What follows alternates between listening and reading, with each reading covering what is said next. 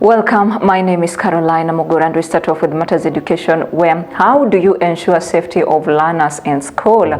Planning for emergency situation is one of the most important ways to ensure safety in school. It is in this regard that safety standards and manual is both timely and invaluable that it underscores in Kenyan government's committee to the safety and overall welfare of learners in different institutions, as there have been several cases of insecurities in some institutions. Let's join our reporter Elizabeth Kisiangani. As you all know, education is the most powerful weapon used to change the world. So if people have an opportunity for a decent education, then forceful migration will be reduced to zero. In Kenya, some primary schools have encountered many insecurity cases, as Kapindasum Primary School found in Baringo County was attacked on 24th October this year after it experienced the same incident in 2019 as bandits attacked the school, which forced them to close down and reopened again on January this year. In Kakamega County, Kakamega Primary experienced a miserable history on 3rd February 2020, which left 14 pupils dead, as this happened after the pupils were struggling to save their lives, where it was claimed to have seen a ghost at around 5 p.m. The number of schools have been closing down after dormitories, classrooms and laboratories were touched, as some of the institutions encountering terror attacks where learners were being left nursing some injuries.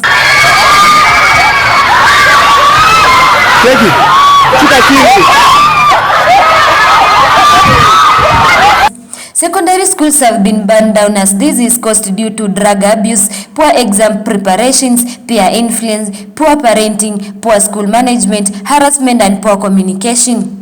In 2017, 10 students died at Moi Girls, Nairobi due to fire outbreak, while in 2021, there were also 126 cases reported. As for this year's report, 26 schools in a total of 16 counties have recorded fire outbreaks, as the classrooms and their dormitories were burned down from January to November.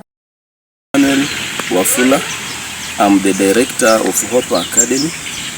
Hope Academy is a school found in Webuye, West Sub-County, Misifu Ward. It has a population of over 100 students and 80 teachers. In Hope Academy, we provide affordable education to all children. And I want to take this opportunity to talk about security in our schools.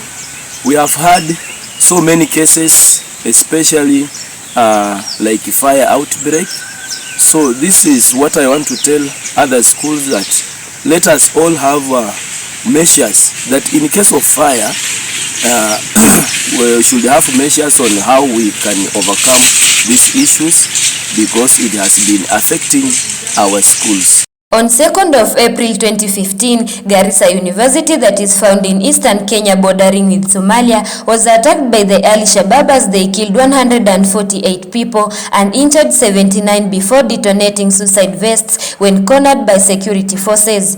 The gunmen took over 700 students hostage, freeing Muslims and killed those who identified as Christians, as the attack started at around 5:30 a.m. where 2 unarmed guards were killed at the entrance, as 20 students were rescued by soldiers, as this left the university to close down.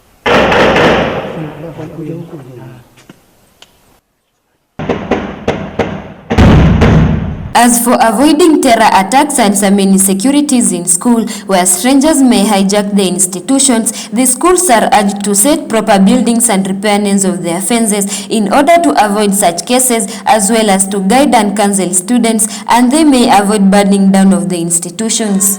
Mimi ni mzazi wa shule. Ningependa kuwasihi walimu wakuu waweke CCTV katika mashule, ili wahalifu wakiingia wapate kuwaona na kuwanasa.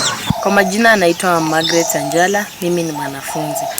Mimi kama mwanafunzi ningependa kusema hivi: sababu hao strangers wanaingia kwa shule, maybe wanatuattack sisi wanafunzi, ama wanaibia nini shule. Na maybe shule ikienda kuripoti kesi katika kituo cha polisi, au wanaichukulia kama jambo la kawaida. Mimi ningependa kusema hivi, wawajibike kutujengea mashule, watuwekee fence nzuri ambayo maybe ma strangers wawezi sneak ndani ya shule wakatuharibia masomo yetu. As different cases are being reported all over the country, some of the measures that are to be set in order to avoid and reduce fire tragedy in schools are through counseling, educating students on issues about drug abuse, developing clear communication channels, set of fire extinguishers, good parenting, and also training school administrators on good management. As there have been some cases recorded in parts of our institutions, teachers, parents and even students have been left in suspense. Besides that, there are some measures set to reduce fire tragedies in our institutions and even bad behaviors. Reporting for Tandao News Outlook, my name is Elizabeth Kisiangani.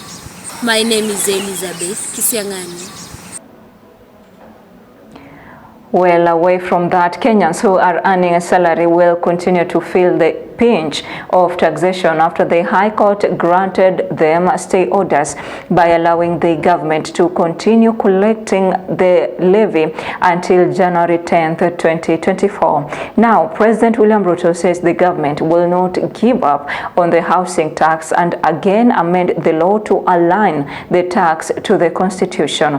Ruto said in just 1 year, the affordable housing program has yielded thousands of jobs in the country, and the ruling will not dampen the plans, as Felix Wanjala narrates.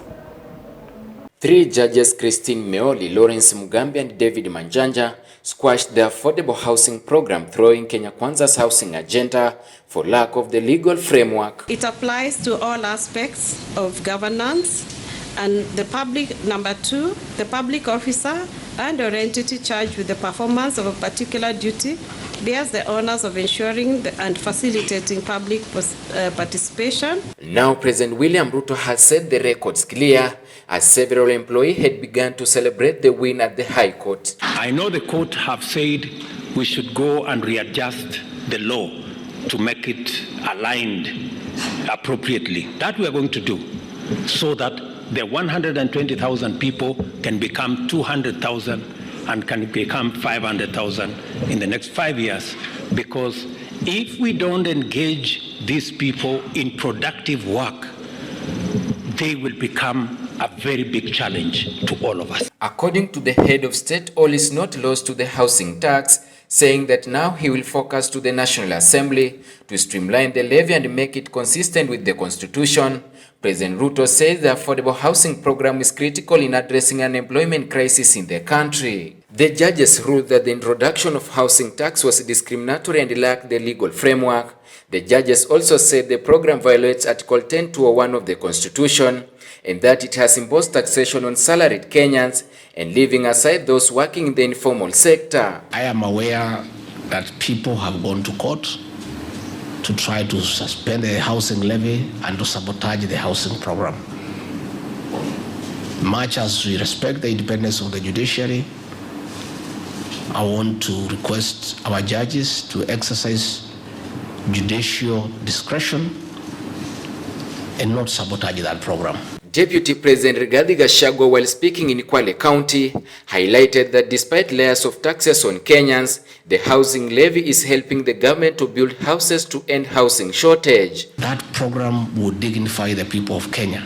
It is the desire of every Kenyan who live in an urban center to own a home one day. Shelter is a constitutional requirement. We want Kenyans to have shelter. Felix Wanjala, News Outlook, Tandao TV.